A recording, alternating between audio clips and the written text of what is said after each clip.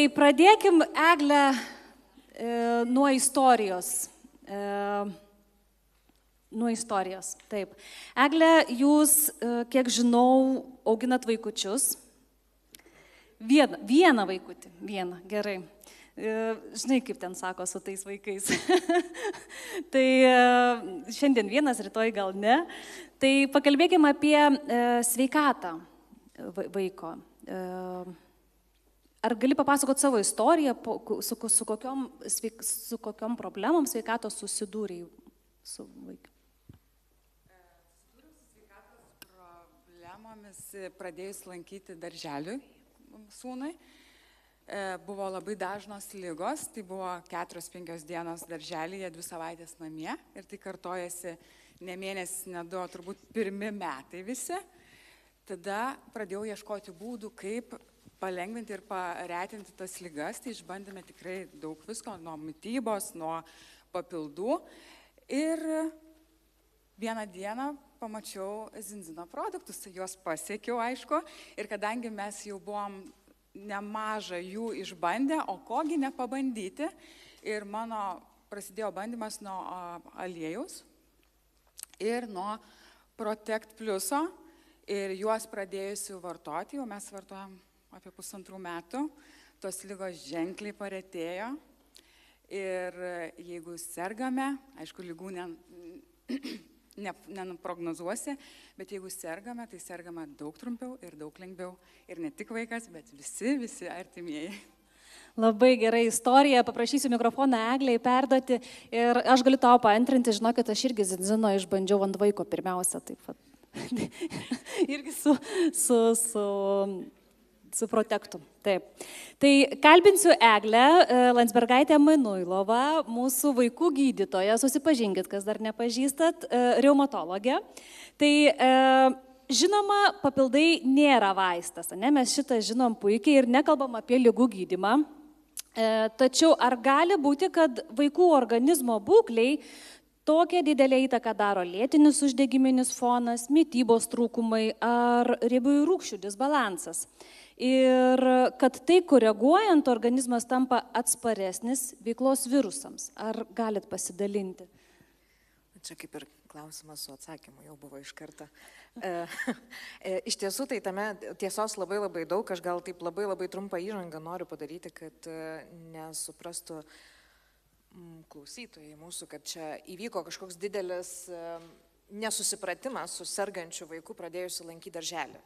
Tai mamos man neleis sumeluoti, kad visi vaikai, kurie pradeda lankyti darželį, plius minus daugiau tikrai pradeda sirgti, negu sirgo iki toliai, ar ne? Ir yra tokia taisyklė, kad pirmuosius 2 darželio lankymo metus vaikučiai tiesiog automatus serga daugiau. Dėl ko? Dėl to, kad iš to mažo burbuliuko asmeninės erdvės šeimoje jie išeina iš tų kelių žmonių juos supusių, jie išeina į didelį ratą žmonių, kurie ateina su savo bakterijom, su savo virusais ir tada imuninė sistema gauna didelį šoką ir bando su visais tais svetimais virusais ir bakterijom susipažinti. Ir kaip žinia, kadangi prieš tai nebuvo pažįstama, tai ir vyksta ta kaip treniruotė imuninės sistemos. Tai yra labai svarbus niuansas, kad suprasti, kodėl tas sirgimas yra, o kaip palengvinti tą sirgimą, kaip jį padaryti tikrai ženkliai trumpesnė ar ne, trumpiau laiko užtrunkančias ligas arba kad trumpiau apskritai truktų tas periodas treniruotės ar ne imuninės sistemos, tai tikrai galima padėti, kaip prieš tai kalbėjusi mokslininkė sakė, padėti mūsų kūną pastiprinti ir tą kūną pastiprinti mes tikrai galime būtent riebiosiomis rūgštimis, omega-3 riebiosiomis rūgštimis, kurių mūsų organizme tikrai ženkliai mažiau yra su dabartinė mityba. Urbanizuoto tokia sakyčiau, tai kaip prieš tai pasakoja, tik paantrinsiu, omega-6 kelia uždegimą mūsų organizme ir tai yra normalu, taip turi būti, mūsų organizmas būtent tokiu būdu gali kovoti su įvairiais sukeliais, bet kas įvyksta, kai jų mes turim gerokai per daug ir pradeda rusenti, nuolatinis tas lėtinis uždegimas, ar ne, jis iš tiesų trukdo mūsų imuniniai sistemai padoriai, tvarkingai veikti. O jeigu mes padedam, alternatyvą omega-6 ir omega-3, tos riebiosios rūgštys, kurios savo ruožtų mažina uždegiminį procesą organizme, kai mes jų kiekį atstatom, tikrai padedam organizmui lengviau susitvarkyti, būtent su tom treniruotėm imuninės sistemos, ar ne? Dėl to, kad jinai jau nebebus ta, kaip čia pasakyti, dėmesys imuninės sistemos išmėtytas po visur. Treniruotė vyksta ir ten jai bus lengviau. Tai vienas dalykas, antras dalykas, ką tikrai labai noriu pasakyti, dar imuninės sistemos veiklai labai svarbus yra vitaminas D, ypatingai svarbu palaikyti jo gerą koncentraciją kraujyje. Labai skatinu visus savo pacientus ir visus girdinčius, tarp kitko, matuoti, nes tai yra svarbu, nematuodami mes nežinom, ar tos profilaktinės dozės vartojamos užtenka, o jis tikrai turi labai didelę įtaką imuninės sistemos veiklai. Ir šituos bent jau kelis dalykus, ir aišku, sveika mityba, prisotinta įvairiausių mikroelementų, antioksidantų ir taip toliau, tikrai nepakenks, o padės tą imuniniai sistemai lengviau susitvarkyti, padės jai greičiau atsistatyti ir žmogiukas sirgs tada tiesiog lengviau ir mažiau. Ačiū labai. Pritarėm. Giedrei mikrofoną. Taip. Giedrė, jūsų sveikata po gimdymo. Mano sveikata po gimdymo iš tikrųjų aplenkė taip 10 mečių. Mano sveikata pradėjo byrėti, man būnant 27. Dar prieš visus vaikus. Man šią vasarą 40. Ir nebuvau aš ten nei sveikuolė, nei man tai rūpėjo, bet gyvenims taip dėliojos, kad sukūriau šeimą, norėjau vaikų, o mano galvos skausmai, kurie mane kankino, normaliai, kiekvieną dieną. Aš jau buvau priklausoma, sakyčiau, nuo vaistų nuo galvos skausmo. Man buvo netgi klausimas, ar aš eisiu į motinystę, nes kaip aš gyvensiu be vaistų, nes namuose neturėti kažkokio tai vaistuko nuo skausmelio neįmanoma. Su motinystė išėjo man, pavyko kažkaip stebuklingai per nėštumo laikotarpius tą galvą neskaudėjo, bet pagimdžius aš pradėjau stipriai griūti. Tie galvos skausmai atsinaujino toks dalykas kaip, neatsinaujino, atsirado nerimo atakos, tokie širdies kalatojimaisi, aš esu iš Žemaitijos, tai mes sakom kalatoja širdis, rankų drebulys, nemiga, žiauri nemiga. Šiaip aš turiu pametinukus vaikus ir man ta mano būsena, su kuo pasikalbinu, ne vienai, nėra lengva. Ir aš tą būseną tokią priėmiau kaip etapas, mes jį išgyvensim, ne tiek esu išgyvenus. Ir ieškojau žuvų taukų savo vaikam, ne savo. Aš tai da būčiau tempus savo gyvenimo šitą vežimą su tais visais nuovargiais, nemigom ir skausmais, drebuliais, plus dar pamiršau. Nuo pat paauglystės turėjau labai skausmingas menstruacijas. Iš viso iš moteriškų pusių aš turėjau tokių dažnai pasikartojančios cistos, tiek kiaušidėse, tiek krūtyse. Aš turėjau tikrai tokią negerą fiziologiją, sakykime. Ir mano tie vizitai, ėjimai nuo vieno specialisto pas kitą, aš tiesiog gyvenau tokiu režimu, nieko labai blogo nerado. Išgyvensim iki kito karto. Ir kai aš atradau Zinzino savo vaikam, ačiū Dievui, aš pakliuvau, aš pati pasibeldžiau į tas duris, tai yra mano draugė Erika. Jinai sako, Giedrė, aš matau, aš transliuoju, aš daug dalinuosi Instagrame. Sako, tau pačiai reikia, pasidaryk testą, neturiu pinigų, pasidaryk testą, neturiu pinigų. Bet kažkokiu momentu galvoju, gerai, rasi. Ir aš pasidariau tą testą. Ir ne kažką, neblizgėjo. Koks buvo skaičius? Šiaip buvo 14:1, bet aišku, tenais tie stygiai stipriai deficitiniai. Ir, aš galvoju, gerai, aš pradėsiu šitą kelionę. Ne pats blogiausias atsakymas dar. Tikrai ne pats blogiausias atsakymas, bet ląstelės būklės pralaidums irgi parodė savo, per gyvenimą prikaupiau, užkaupiau, užbaliavojau. Ir, žinot, pradėjo dalykai keistis, tai po truputį, po 4 mėnesių, Giedrė pradeda miegoti po maždaug 3-4 metų nemigos. O, Giedrė nebeskauda galvos, Giedrei. O, Giedrė turi energijos, Giedrė pradeda sportuoti, Giedrė pradeda maudytis rytais, Giedrė pradeda bėgioti, Giedrė pradeda... Man pasikeičia mano tonusas. Tie dalykai, kurie atrodo, tiesiog jų neliko. Tai va toks yra šiai dienai 4 metai neliko tiek žinių. Labai graži istorijos pabaiga, tikėkime, kad taip ir toliau. Tai klausimas po tavo istorijos būtų mūsų gydytojui, šeimos gydytojui, Mindaugui. Aš mikrofoną gal pasidalinsiu. Mindaugas Dudonis, susipažinkit, šeimos gydytojas, biomedicinos mokslų daktaras. Ir gydytojų. Kodėl šiuolaikinėje medicinoje vis dažniau kalbama apie tai, kad organizmą reikia vertinti kaip vientisą sistemą, o ne atskiromis dalimis, kaip atskirų simptomų rinkinį, tarkim. Kaip mityba, riebalų rūgščių balansas ir mikroelementų trūkumai gali paveikti tiek daug skirtingų organizmo funkcijų vienu metu. Kaip Giedrė dalinosi, tai ar galit iš medicininės pusės pakomentuoti? Ačiū. Taip, norėčiau pasakyti pirmiausia, kad kodėl reikia žiūrėti į organizmą kaip vientisą, nes matot, kad dabar medicina juda visai kitą linkmę ir bando organizmą suskaidyti iki vieno mažiausio pirštelio ir nagelio. Ir matot, kad tas nelabai sekasi, nes praktiškai medicina labai tobulėja, bet žmonės skundžiasi sveikatos problemomis. Tai yra atsakymas, kad praktiškai tas suskaidimas nėra efektyvu, bet kai žmogų pažiūri kaip visumą, galima problemą išspręsti iš esmės ir, sakykime, apimant plačiają prasme. Kaip padeda mikroelementai, vitaminai ir riebalų rūgštys, tai paprasčiausiai tai yra medžiagos, kurios reikalingos, kad mes būtume sveiki. Tai yra toks apibendrinantis bendras atsakymas, bet iš esmės jau ir lektorė prieš tai skaičiusi pranešimą pasakojo, kad omega-3 turi keletą pagrindinių funkcijų. Viena iš pagrindinių yra mažinti uždegimą. Ekozapenteno riebalų rūgštis mažina uždegimą mūsų organizme, o galvos skausmas dažniausiai būna dėl kraujagyslių uždegimo sienelių ir tai sukelia ir migreną, ir kitus dalykus. Tai paveikia, sakykime, skausmus, uždegiminius procesus.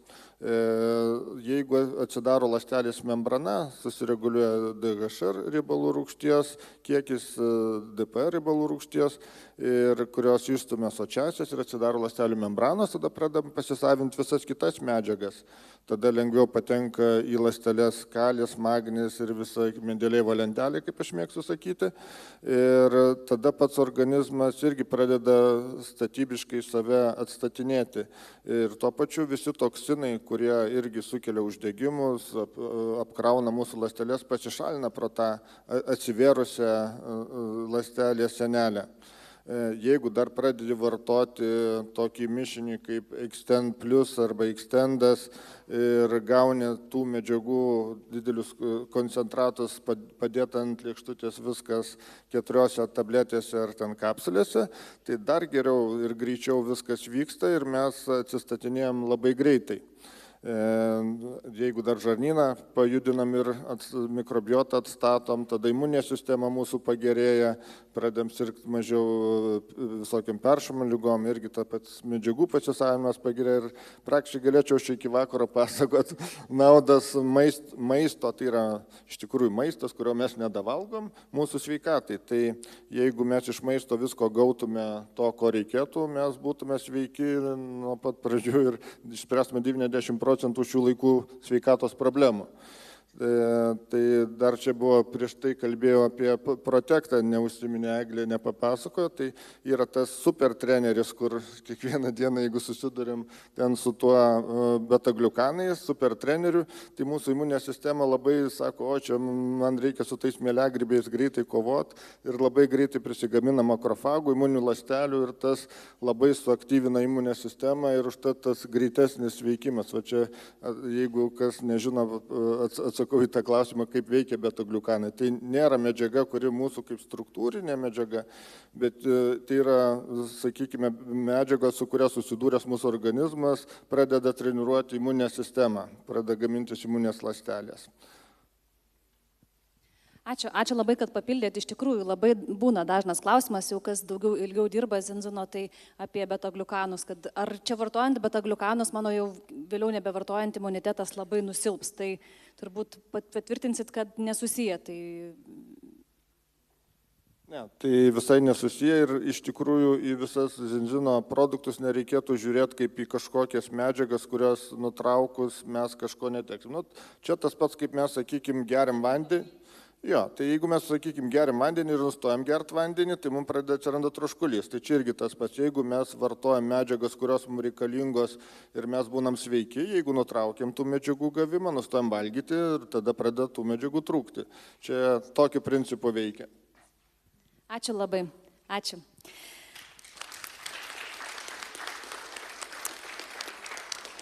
Daiva noriu pakalbinti.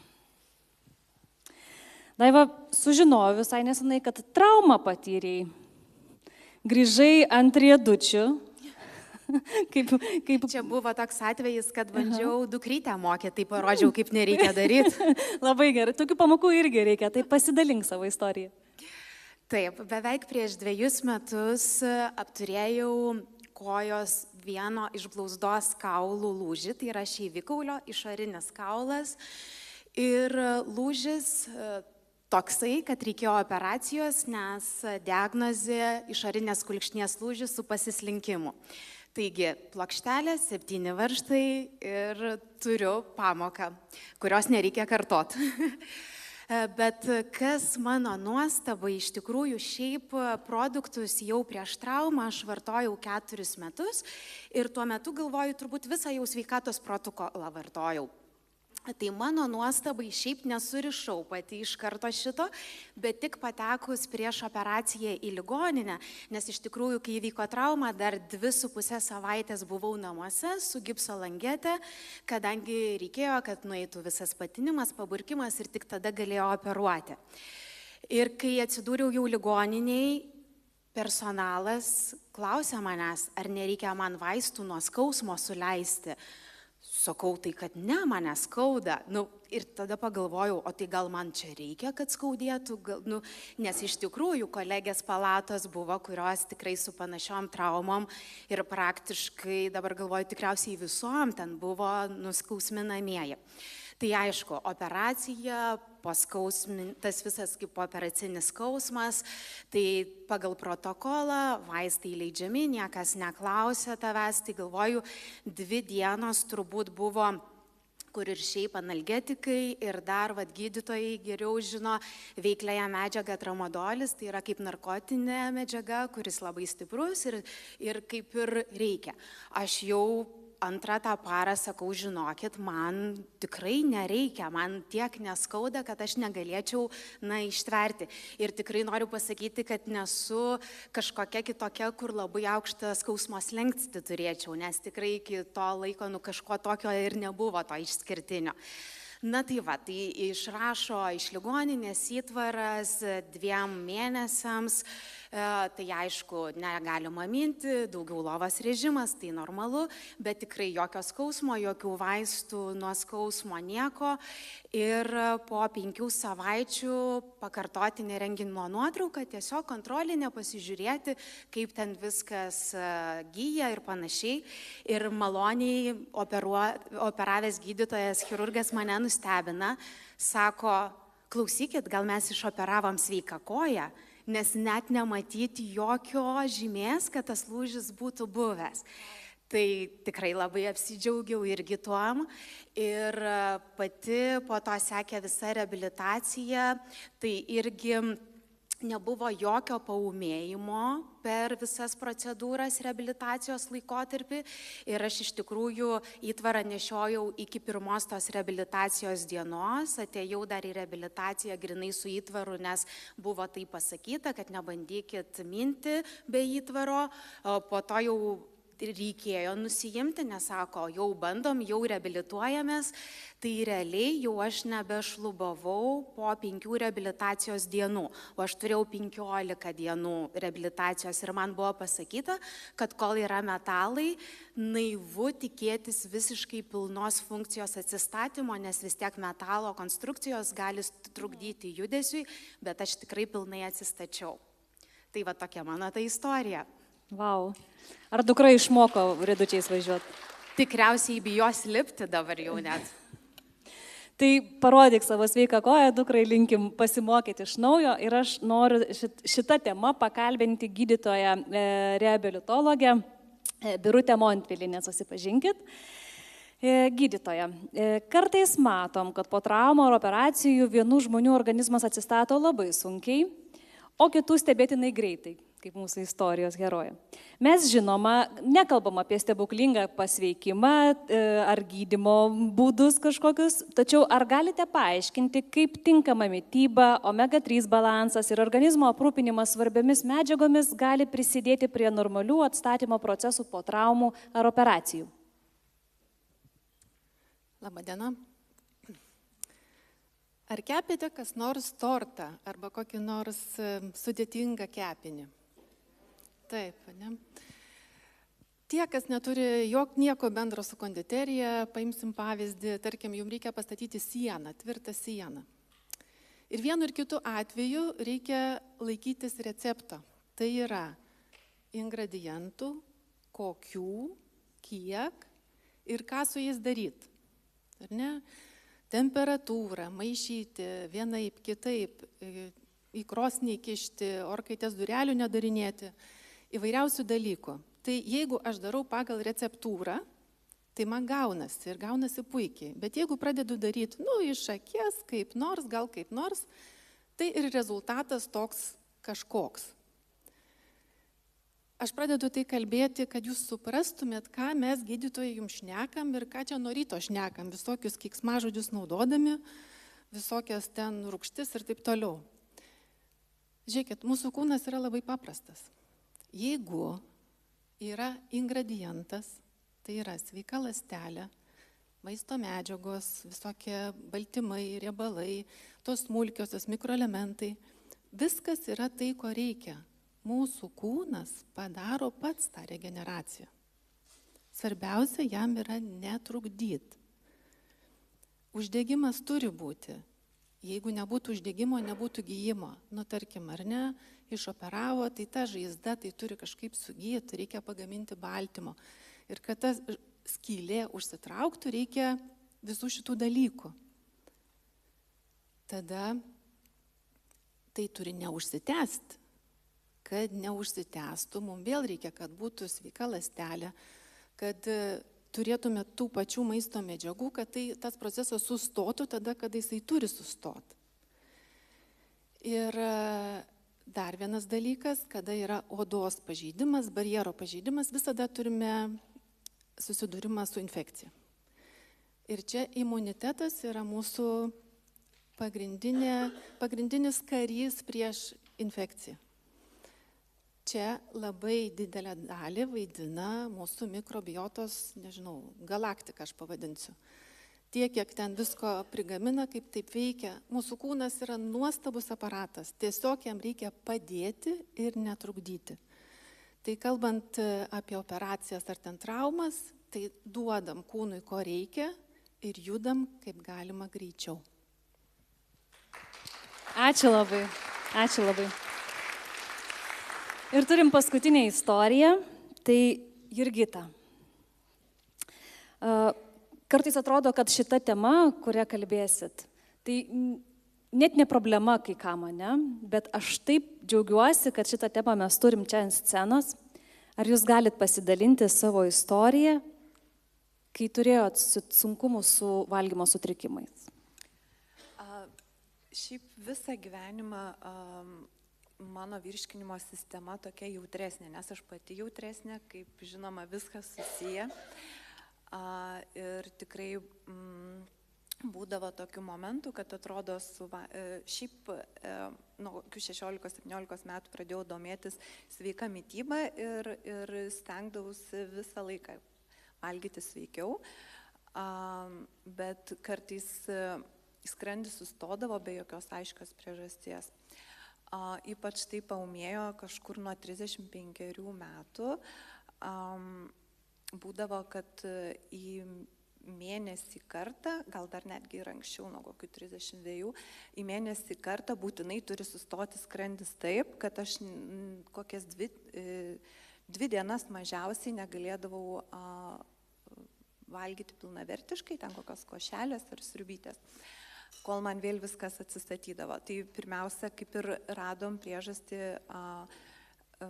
tulžies akmenligė, man ją išoperavo, bet po tos visos dietos, po metų laiko, vėl pradėjo tas pats kartotis ir dažnėti. Negalėjau pilnavertiškai gyventi, kol 39 metų man įvyko ūminis gastritas, irgi priežastis nebuvo tokia kaip ir aiški, iš vakaro suvalgiau ledų, šaltibarščių, tiesiog ir sustojo viskas ir 2 mėnesius gydžiau tą ūminį gastritą, košelės ir nukrito gal kokie 6-7 kilogramai ir gydytojas sakė, jau turės dabar visą laiką tik sveikai maitintis, negalės suvalgyti riebaus maisto, riebesnio. Man virškindavo maistą ne daugiau nei 20-30% riebumo. Jau jokio lašinuko negaliu suvalgyti, jokios vytintos ten dešrytės, ledų iš vis, sakė gydytoja, negalėsi valgyti ir jau taip turėsi gyventi visą gyvenimą. Paskui, aišku, tokia buvau graži, liekna, bet nedavalgius. Cukraus kiekis visada mažesnis, kiek darydavom tyrimus, nepasiekdavo normos ir būdavo užeina tie drebėjimai rankų, nes jo trūksta, kas 2 kokios valandos turėdavau valgyti ir liesas tas maistas, sveikas tas maistas, bet nesijaučiau sveika. Paskui, aišku, gyvent noriu toliau, tai jaunystės svajonės pildyti noriu, tai 41 metų įstojau, dabar man 44, įstojau studijuoti.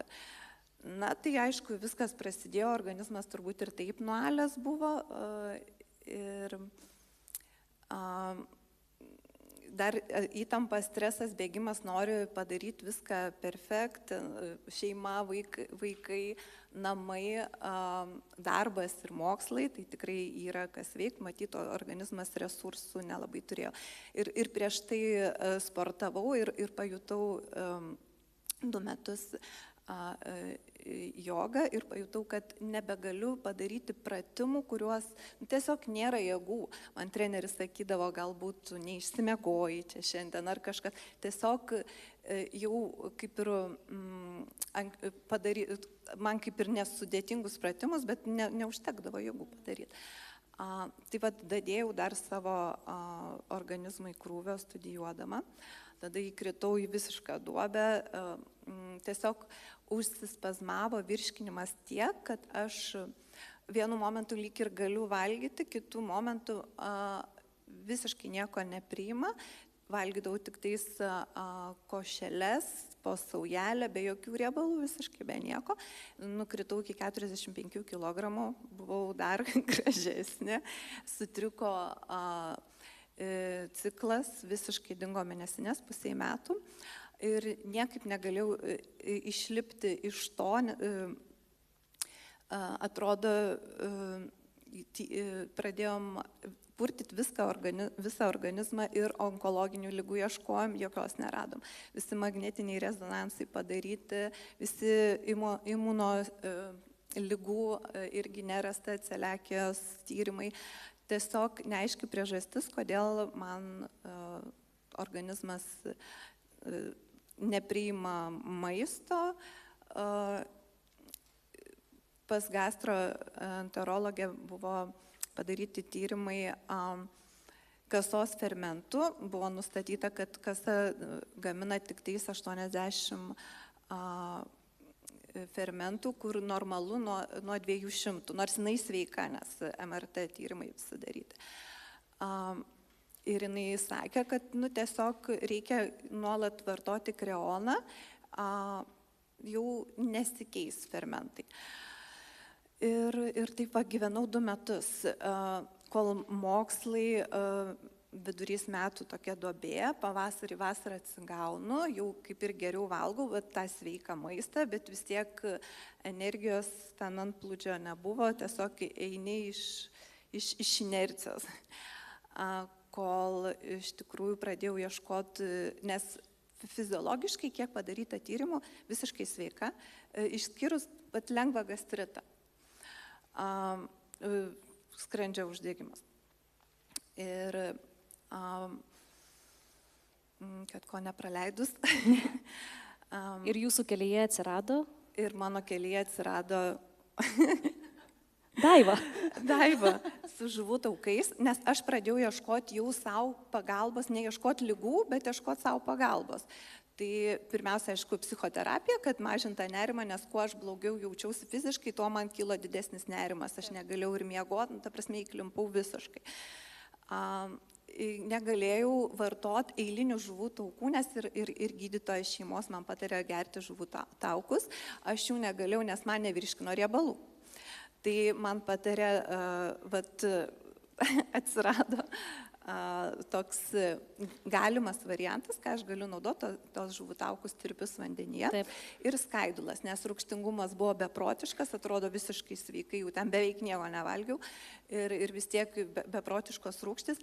Tai turbūt po skaidulų vartojimo, pradėjimo ir žuvų taukų, turbūt per porą savaičių pradėjo tvarkytis rūgštingumas labai greitai. O dabar tai aš jį visiškai užmiršus. Žodžiu, šitos produktus vartojau apie metus laiko, daugiau dabar trupučiuką. Reikėjo pasidaryti pakartotiną kasos fermentų tyrimą dėl to, kad norėjau prastęti kreoną, nes be kreono bijojau valgyti. Kreono vartojimą, tai man gydytoja pasakė, jau jums kreono gerti nereikia. Viena bloga naujiena, kad nekompensuosim, kita gera naujiena, kad nereikia, nes kasa gamino 80 fermentų, dabar 300. Normaliai dabar valgau visiškai viską ir jaučiuosi daug energingesnė, tiek protiškai atmintis, visapusiškai daug energingesnė negu 35. Ar studijuoja dar? Dar studijuoju, būtent šie metai su tais žuvų taukais aš ruošiuosi bakalauriniam ir nebuvo jokios duobės. Super. Labai.